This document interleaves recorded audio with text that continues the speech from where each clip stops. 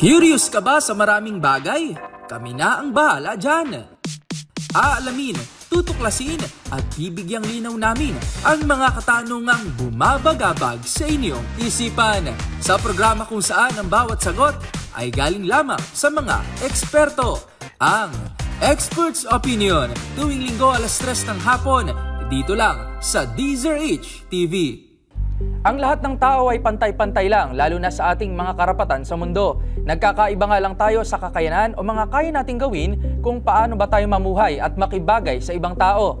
Katulad na lang ng mga taong nangangailangan ng suporta mula sa iba upang makapamuhay lang ng normal. Kaya naman ngayong linggo sa episode natin sa Expert's Opinion, makakasama natin si Teacher Dominic Chok, isang licensed occupational therapist, upang alamin kung ano nga ba ang propesyon na ito at kung paano ba nito matutulungan ng isang tao sa kanilang kailangan at gustong gawin sa kanilang pang-araw-araw na pamumuhay. Teacher Dom, magandang araw po. Welcome po sa ating programang Expert's Opinion.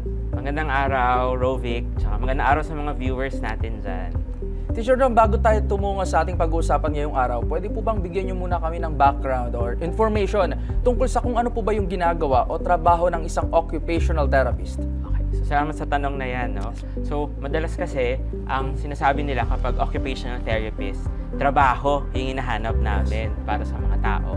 So, it's more than work, no? So, kami po ay healthcare professional na kung saan tinutulungan namin yung mga individual na magawa yung mga kailangan nila, yung mga gusto nila, tsaka yung inaasahan sa kanilang gawin.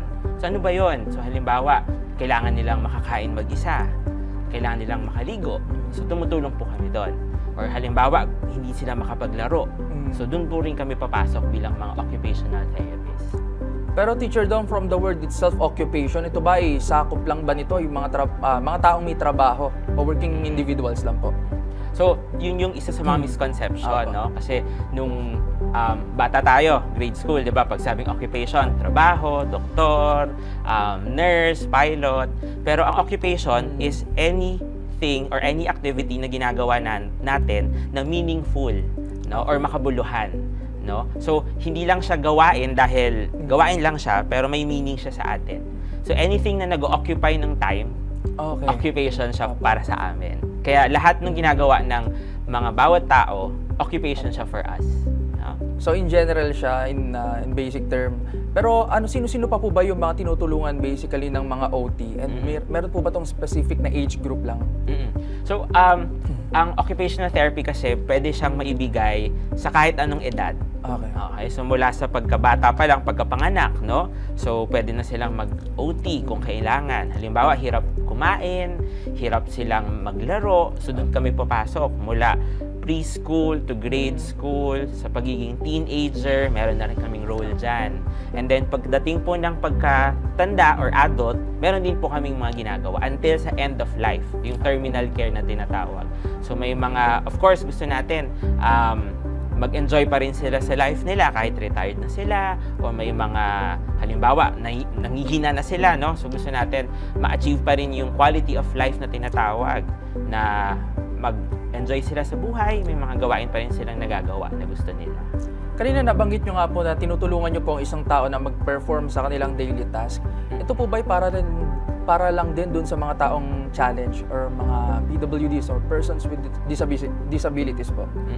No, sa amin, hindi naman lahat puro may kapansanan lang, no? So we also cater to those na mga healthy, so ibig sabihin mga well population, no? So tumutulong din kami na magawa nila yung mga kailangan nilang gawin, and at the same time mabawasan po yung risk na magkasakit o magkaroon ng injuries dun sa ginagawa nila, na pwedeng trabaho, pwedeng pang araw-araw na gawain. So dun po kami pumapasok din.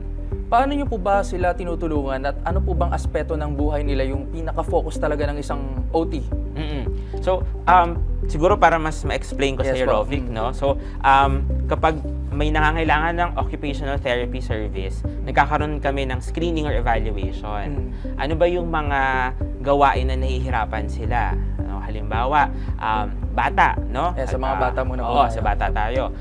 Madalas po, nakukuha namin yung may mga disability or mga developmental disorders tulad ng autism, ADHD, learning disability, yun. So doon po, titingnan muna namin ano yung mga problema na kinakaharap nila pwedeng sa eskwelahan, sa bahay.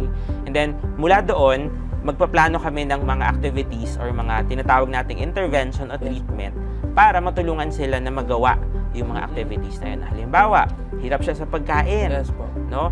Hirap siya sa pagkain kasi hindi niya mahawakan yung kutsara at tinidor. No? Kasi halimbawa, hindi niya mabuksan yung kamay niya. So, doon kami papasok na, okay, hindi niya kayang mabuksan, so pwede ba akong maglagay para ng foam para yung hawakan nung kutsara at tinidor mas malaki. Okay. So, mas mahahawakan niya ng mas maayos. So, yun yung isa sa mga ginagawa po namin. Parang more on, gumagawa kami ng adaptations na tinatawag. Pwede rin mga training, no? Skills training na tinatawag na halimbawa, sa ngayon, tutulungan ka ni mommy or ni daddy. Tapos, eventually, babawasan yung cues or yung prompts or tulong. Tapos, nakakakain na siya ng mag-isa eventually. Pero sa mga bata po na merong disabilities, iba po ba yung trabaho ninyo sa mga special education teachers na tinatawag ko? Hindi nyo po ba sila nababypass or iba yung ginagawa nyo po sa kanila? Sa mga special education teachers, actually katuwang namin sila. Okay. So may collaboration kaming ginagawa kasi si special education teachers, ang focus naman nila is more on dun sa education part, no? So mga konsepto tulad ng letra, ng numero, pagbibilang, so sa kanila yon, no? Tapos kami, kunwari hirap nga sila sa pag-isip, ano ba yung numero, ano ba yung letters, no? So, doon kami papasok, no? So, hirap ba silang mahanap kung ano yung itsura ng letrang A, halimbawa? So, may tinatawag kasi kaming visual perception. So, hirap silang makita or mahanap yung mga ganong letra. Doon po kami pumapasok. So, more on support, no? So, we support each other na para mas makapag-aral yung isang bata sa eskwelahan, papasok kami as OT to work with special education teachers. Teacher Dom, aside from kids, tungo tayo siguro sa mga teenagers. Siguro kahit walang disabilities, ano po bang part ng isang OT sa kanila? Pag teenagers kasi, alam natin na maraming pagbabago. Pwedeng physical changes, pwede rin cognitive changes, di ba? Tsaka social changes, no? So, usually, what we do kapag mga teens, so first is, of course, we have to educate them about the changes that's nangyayari sa kanila, no? So, halimbawa, syempre physical pa yung pagbabago sa boses, sa katawan. So, yun. So, kung walang disability ito, ang focus namin is more on dapat alam nila kung anong gagawin nila dun sa mga changes, no? Then papasok dun yung socialization or social skills, 'di ba? Na okay, paano ka makikipag-usap? Kunwari may gusto kang may crush ka, halimbawa, 'di ba? So paano ka makikipag-usap? Socialize ang mga yes, oo. So same din siya with those with disability. Pero syempre sa kanila, mas kailangan natin ng mas training. More care pa sa kanila. Oo, may training, siguro mas specific or mas konkreto kung paano natin sila tuturuan makipagsalamuha o paano alagaan yung sarili nila. Kasi syempre kapag po teenager, dapat independent na sila sa pag-aalaga sa sarili nila, no? So, yun po yung isa sa mga pwede nating maitulong sa mga teenagers. Pero Teacher Dom, curious lang ako, nabanggit na nga natin sa teenagers, sa mga bata. Kabilang po ba yung mga magulang nila sa binibigyan ng training or interventions ng isang OT? Kasi dapat po, di ba, sa bahay pa lang, sila yung unang tutulong sa mga bata o sa mga nangangailangan kung anak man nila ito o kapamilya. So, may point ka dyan, Rovic, no? Kasi naniniwala kami as occupational therapists na mahalaga yung gampanin ng isang magulang para maging effective yung therapy na binibigay namin, no? So sa mga sessions na ginagawa namin sa OT, kasama or tinuturuan namin yung mga caregivers, mga magulang, mga lolo, lola, tito, tita. Sino po yung kasama sa bahay? Oo, no? Kasi iba-iba yun eh, no? Minsan may yaya. Oo. So, tinuturuan namin sila kung paano maki-carry over or paano magagawa sa bahay yung mga activities o yung mga gawain para tuloy-tuloy yung progress, no? Hindi siya pupunta lang sila once a week lang, tapos doon lang nila gagawin. So, medyo mabagal. Oo, medyo mabagal yung progress pag ganun. Kaya, lagi namin sinasabi na mahalaga ang gampanin or role ng isang magulang or caregiver or family members para tuloy-tuloy yung progress ng isang bata or pwede rin pa actually kahit sa mga matatanda na may kapansanan or disability. Kasama ko sino po yung mas bata po, nakasama nila. Mas importante talaga na kasama sila dun sa pagtuturo o dun sa therapy. Pero may ginagamit po ba kayong mga tools and technology kapag po may mga therapy po kayong ginagawa? Actually kami, kasi isa akong OT sa pediatric side, so mga kids. Sa mga kids po. So, madalas ang gamit namin mga laruan. No? Kasi naniniwala kami na ang paglalaro or play ay isa sa mga main occupation ng mga bata. So, doon sila natututo makipagsalamuha sa iba, natututong mag-manipulate or Kalikot. magkalikot ng mga bagay-bagay. Mag-solve, yun. So, mga laruan talaga, any toy, actually, pwede naming magamit. Basta alam namin kung ano yung ita-target namin na skill or ita-target namin parang more on activity na gusto nating matutunan. Pero, aside from that, syempre, may mga activities din kaming ginagamit na specific din naman sa ibang gawain. Halimbawa, punta tayo sa teens, teenager, gustong magluto. Diba? Kunwari, gusto niya magluto. Gusto kong magluto, teacher. Sige. So, ano yung mga gamit na kailangan? So, kami yung maghahanap ng gamit. So, syempre, nandun yung panluto, yung stove, yung mga material, gano'n, no? So, lahat yon kami yung magpe-prepare. So, specifically sa tools, anything na kailangan para magawa niya yung occupation, yun yung kailangan na meron. Although, syempre, may mga tests tayo, mga tinatawag na standardized test para malaman kung ano talaga yung skills or kakayahan ng isang taong may kapansanan. So, maraming mga ganun din po kami. Nabanggit nyo nga po yun na hanggang pala sa pagluluto, pwede rin po kayong makatulong isang OT. Pero ang tanong ko po, Teacher Dom, meron po bang limitations itong mga daily task na ibinibigay pong therapy ng isang OT? Siguro yung limitation ay nakadepende dun sa kakayanan ng tao, ng individual na may kapansanan. No? Kasi kami, basta kaya siyang i-target, kaya siyang ma-improve, ta-target natin siya. No? So halimbawa, sige, iba naman. Halimbawa, ang goal natin is makapagtrabaho. Tapos nagkaroon siya ng impairment or injury. So, pag nagkaroon ng ganon, anong trabaho kaya yung pwede sa kanya? Halimbawa, ang trabaho niya dati ay truck driver. Pagkatapos nung nag-therapy na, parang hindi na niya kaya. Sige, anong ibang trabaho kaya yung kaya mo pa na fit base dun sa, kakayahan mo. So, kaya depende talaga dun sa individual. No? Kahit sa bata, diba? So, sa bata naman ulit. So, sa bata, kapag hindi niya talaga kaya na tumaas pa ng grade level, ano kayang alternative or accommodation yung ibibigay natin? In terms of learning po? Yes. So, ganun po kami mag-isip as occupational therapists. Pero sabihin na natin medyo malawak pa rin siya kung pakikinggan po, pero may iba rin pong nalilito at curious na rin po, even sa ating viewers ngayon, ano po ba yung difference ng isang occupational therapist sa isang physical therapist? So, madalas nga pong katanungan yan. Yes, So, sa akin, para ma-explain siya ng maayos, so ang mga physical therapists, ang focus nila ay paggalaw. So, galaw. Ang mga occupational therapists ay paggawa. Okay? So, ang main goal ng mga physical therapists is movement. So, magalaw yung mga halimbawang nagkaroon ng injury, nagkaroon ng mga, kunwari, disability, yon. So, hindi magalaw yung isang parte ng katawan, dun po sila papasok para magamit din sa pang-araw-araw na gawain. Sa amin, kahit na halimbawa hindi niya ito magalaw, paano siya makakakain? Paano siya makakaligo? So, tinitingnan din namin ano yung mga pwede nating idagdag na pwedeng device or pwedeng mga tools para makakain siya or magawa po niya yung gawain na nahirapan siya. Tulad nung nabanggit nga natin kanina na katuwang din po kayo sa mga special education teachers natin, ito po ba ay nagiging katuwang nyo rin po mga physical therapists? Yes. Depende, case-to-case basis po. Pero madalas kapag sa hospital o sa clinic, may kasama po talaga kaming physical therapist at ibang mga allied health professions. Kumbaga, tulong-tulong lang din po ng kakayanan. Yes, tama. Pero siguro dako naman po tayo dito sa mga working individuals naman po.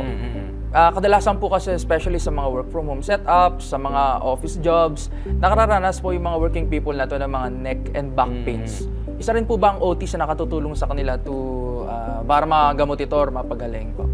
So meron din kaming maitutulong doon, no, Rovic. Yes, pero tulad ng nabanggit ko kanina, katuwang din namin ng mga physical therapists, no? Kasi halimbawa, ang tagal na nakababad sa computer, tapos masakit na yung leeg, tsaka yung likod, no? So katuwang po namin yung PT or mga physical therapists para mag-isip or mag-prescribe ng mga ehersisyo or exercises para mabawasan yung sakit, no?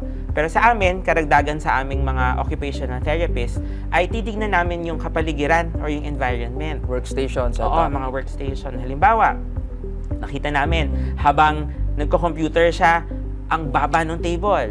Okay? So, pag mababa yung table, tapos pangit yung mouse, halimbawa, or hindi rin maganda yung upuan, okay, mukhang dun sa mismong environment tayo nagkakaroon ng concern. So, yun yung ita-target namin. No? So, ang tawag po kasi natin doon yung ergonomics. Diba? Kung narinig mo na yung ergonomic chair, ergonomic mouse. Yun. So, tumutulong kami doon para mag-evaluate tsaka mag-recommend din ng mga pwedeng gamit para mabawasan yung sakit, no, na nararamdaman ng mga empleyado. Paano po yun? For example, sa isang company, pwede po kayo mag-suggest sa mismong company na, for example, meron sa inyong patient na lumapit for this specific company na nakararanas ng ganitong back pains and then kailangan nila ng ganitong interventions, therapy. Open naman po yung mga company, for example, sa mga ganyan na materials or something na ergonomic niya na gamit po. Actually, maraming mga kumpanya na open na mag-provide ng accommodation. Siguro ang malaking concern lang doon ay anong accommodation yung kailangan nila. So, doon po papasok yung mga occupational therapists, mga consultants namin na, okay, ano ba yung mga current concerns ng mga empleyado, tapos papasok kami to recommend. So, pwedeng upuan, having breaks, yun, or baka hindi kayang everyday papasok ng face-to-face dahil may disability nga. So, may work from home ba? Or yung, di ba nabanggit mo kanina? Or flexible working arrangement. Yun yung mga pwede naming masuggest para mas maging productive yung mga empleyado tsaka maging efficient din sila. Ang katuwang nyo naman po dyan ay mga HR professionals. Tama, mga HR, human resources people. Aside from those po na mga, sa mga gamit po na makatutulong sa kanila, in terms of those working individuals naman po na nakararanas ng burnout, yung mga nagsa-silent quitting na, isa rin po ba yung OT na possible makatulong sa kanila? So, meron din kaming may co-contribute doon, Rovic, no? Pero may iba kaming katuwang na professional dyan, mga psychologists, mga clinical psychologists, no? Kasi sila yung may training talaga sa counseling and parang mga interventions to target that. Pero sa amin, alamin namin, meron bang activity or occupation na sobra-sobra na ginagawa, kaya nababurnout na or napapagod na siya. Halimbawa, yung trabaho niya, halimbawa 8 to 5 siya. Pero yung 8 to 5 na yon, ang daming trabaho, ang daming demands, no? Hindi na nakakatayo para mag-CR, hindi na siya nakakapag-break. Yun. So, doon kami papasok na, okay, kaya ba natin na i-chunk yung mga parang mga deadlines mo?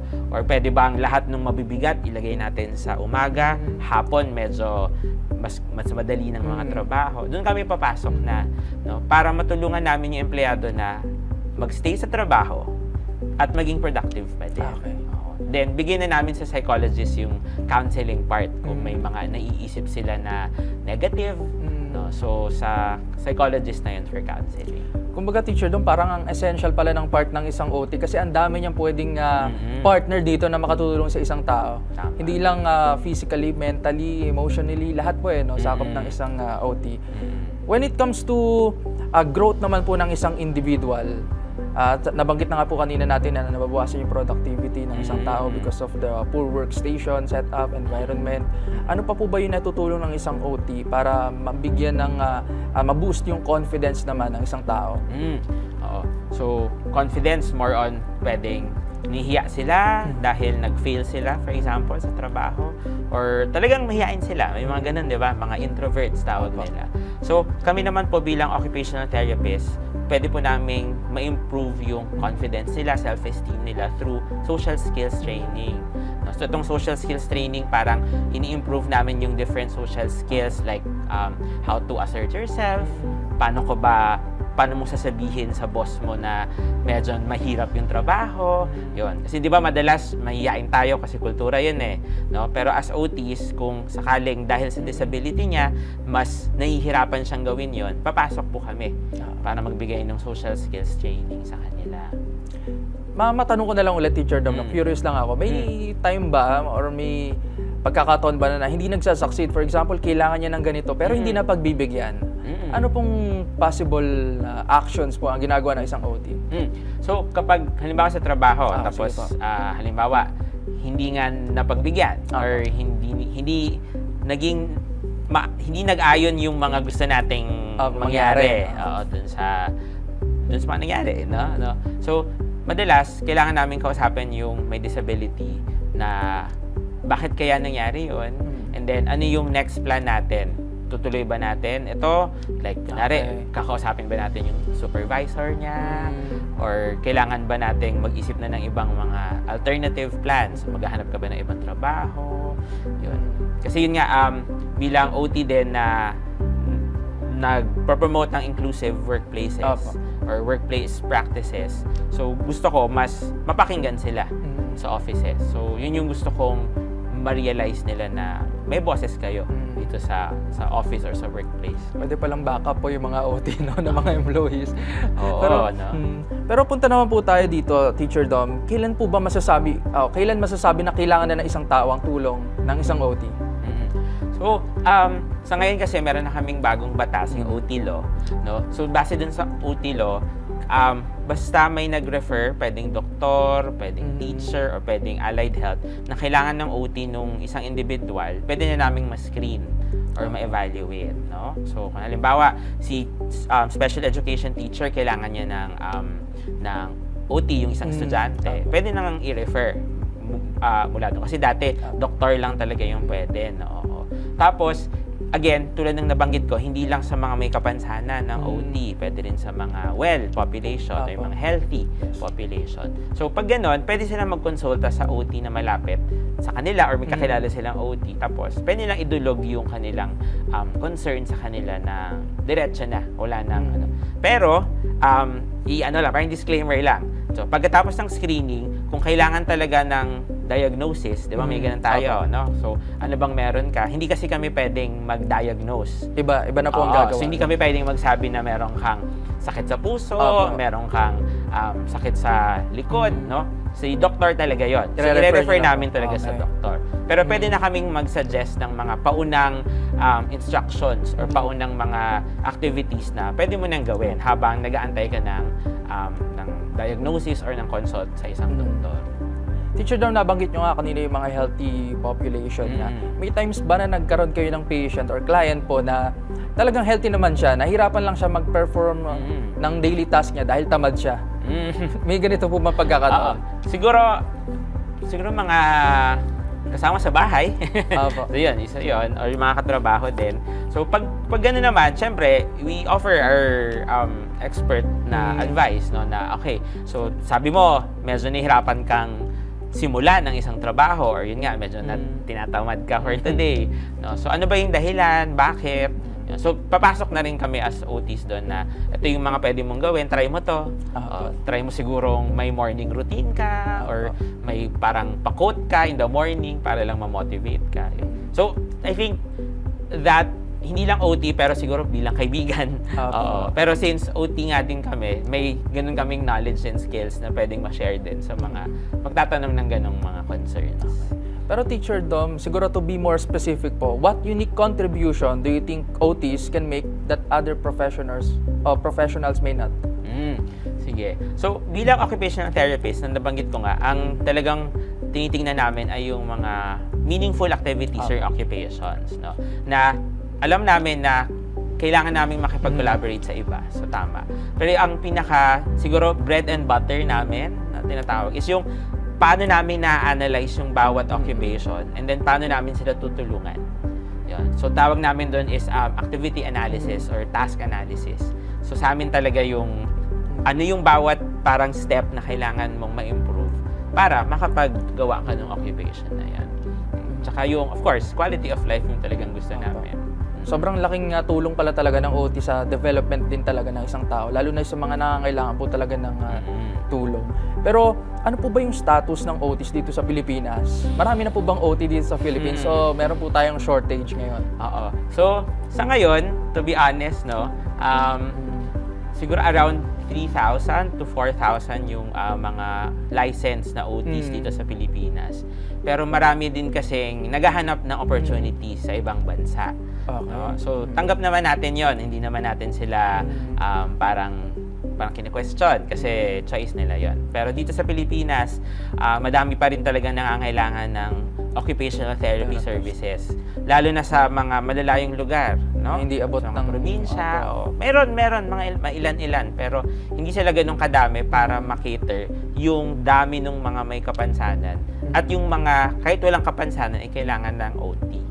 No? So, yun yung parang isa naming concern din sa mga OTs na nandito sa Pilipinas na ayun, sana mas marami pa ring magstay para makapagserbisyo sa mga Pilipino.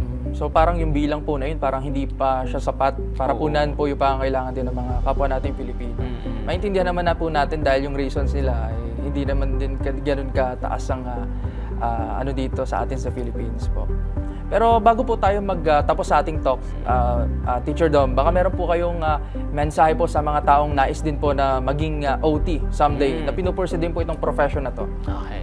So, sa mga senior high school or sa mga nagbabalak na mag-aral ng occupational therapy, so isa tong profession na talaga namang fulfilling, no? So, ibig sabihin, nakakatulong kayo sa mga pamilya o sa mga individual na may kapansanan at sa mga walang kapansanan. At at the same time, nakakatulong kayo na mag-improve ang healthcare dito sa Pilipinas. No? So, yun. So, kung gusto nyo talagang mag-aral ng OT, so apply na kayo sa mga schools na meron. So, marami rin naman tayong mga eskwelahan o mga universidad na nag-o-offer ng occupational therapy as a course. Ayun, Teacher Dom, siguro any message na lang din po sa viewers natin na wala pa masyadong idea na kailangan na pala nilang lumapit sa isang OT. Saan po ba nila kayo pwedeng mahanap po? So, ang occupational therapy services po ay makikita sa iba't ibang mga settings o iba-ibang lugar. So, meron po sa ospital, meron po sa clinics, meron din po sa eskwelahan. No? So, kung interested po kayo sa serbisyo ng isang occupational therapist, tingnan nyo po muna doon sa mga nabanggit kong settings. Kung ako naman po, ngayon ako ay affiliated sa Clinic for Therapy Services. So ito ay makikita, ito ay isang clinic na malapit po sa may Robinsons, Manila, sa may Malate, Padre Faura. So pwede nyo po kaming puntahan doon. So may contact details naman po na ipapakita or ibibigay para po makakontakt po kayo. Ayan, once again, thank you so much po, Teacher Dominic Chok, sa pagbabahagi niyo po sa amin kung ano at gaano po kahalaga ang role ng isang occupational therapist sa buhay po ng isang tao. Thank you so much po, Teacher Dom. Maraming salamat, Rovic. At yan na po ang episode natin ngayong linggo. Nawain nakapagbigay po kami ng mga bagong kaalaman at impormasyong tiyak na kapupulutan din ng aral. Muli, ako po ang inyong host, Rovic Manuel. Patuloy na magbibigay kasagutan sa inyong mga katanungan. Magkita-kita po tayo muli sa susunod na linggo, kasama pa rin ang mga eksperto. Dito lang sa Experts Opinion.